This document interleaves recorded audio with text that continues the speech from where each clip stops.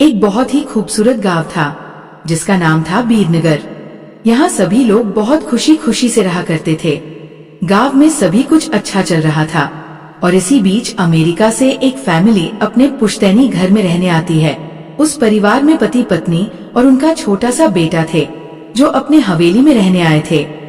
सभी के आते ही गांव वालों में खुशी की लहर दौड़ पड़ी, क्योंकि ये फैमिली कोई और नहीं बल्कि इसी गांव में रहने वाले एक पुराने जमींदार की थी और गांव वाले उनकी बहुत इज्जत करते थे।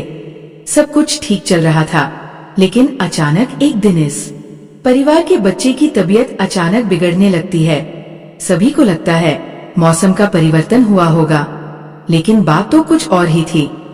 धीरे धीरे लड़के का चेहरा नीला पड़ने लगा।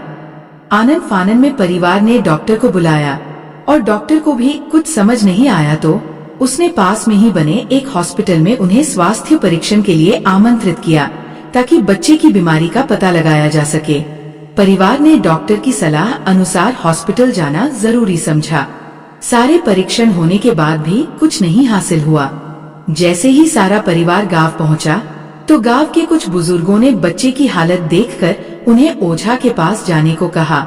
आज भी गांवों में पुराने रीति रिवाज के अनुसार झाड़ फूंक करके इलाज करने की प्रथा कायम है। परिवार सभी सदस्य बच्चे के लिए ओझा के पास भी जाने को तैयार हो गए। गांव के पास ही पहाड़ी में एक बाबा रहते थे जो कि काली विद्या में भी माहिर थे।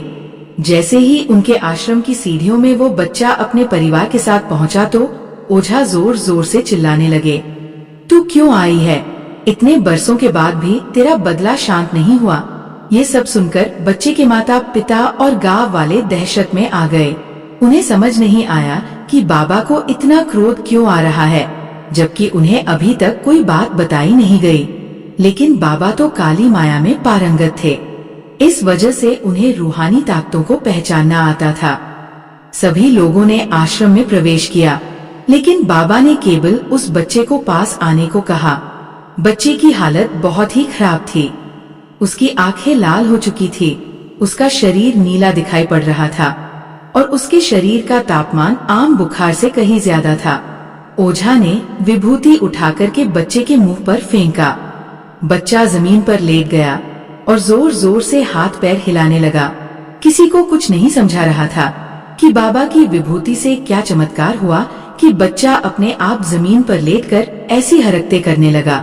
तभी अचानक बच्चा अपने पैर की उंगलियों के बल खड़ा हो जाता है और बहुत ही खूंखार औरत की आवाज में ओझा को उसके पुराने नाम से बुलाया, अरे वो प्रेमनाथ, मैं तुझे नष्ट कर दूंगी।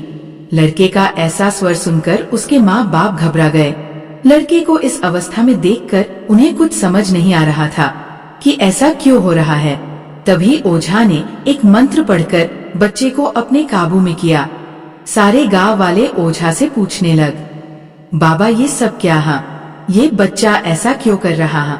तभी ओझा ने बताया कि इसके अंदर कोई चुड़ैल आ चुकी है जो कि आज 70 साल पहले चोरी के आरोप में जिंदा जला दी गई थी। उसे ऐसी सजा देने वाले कोई और नहीं बल्कि इसी बच्चे के दादाजी थे और वह चुड़ैल अपना बदला लेने इसलिए आई है क्योंकि वह गर्भवती अवस्था में जिंदा जली थी और उसके कोख में पल रहा मासूम बच्चा भी जल गया। इसी वजह से वह उस वंश बच्चे को भी दर्दनाक मौत देना चाहती है ताकि उसका बदला पूरा हो सके। ये सारी कहानी जानने के बाद उसके परिवार वाले ओझा के सामने गिड़गिड़ाने लगे और अपने बच्चे की जान की भीख मांगने लगे। तभी ओझा ने अपनी घोर तपस्वी शक्ति से मंत्रों के उच्चारण के साथ उस चुड़ैल को मासूम बच्चे से बाहर निकाल दिया और कुछ ही क्षणों में बच्चा सामान्य हालत में आने लगा। सभी को लगा कि सब कुछ हमेशा के लिए ठीक हो गया, लेकिन ये तो एक शुरुआत थी।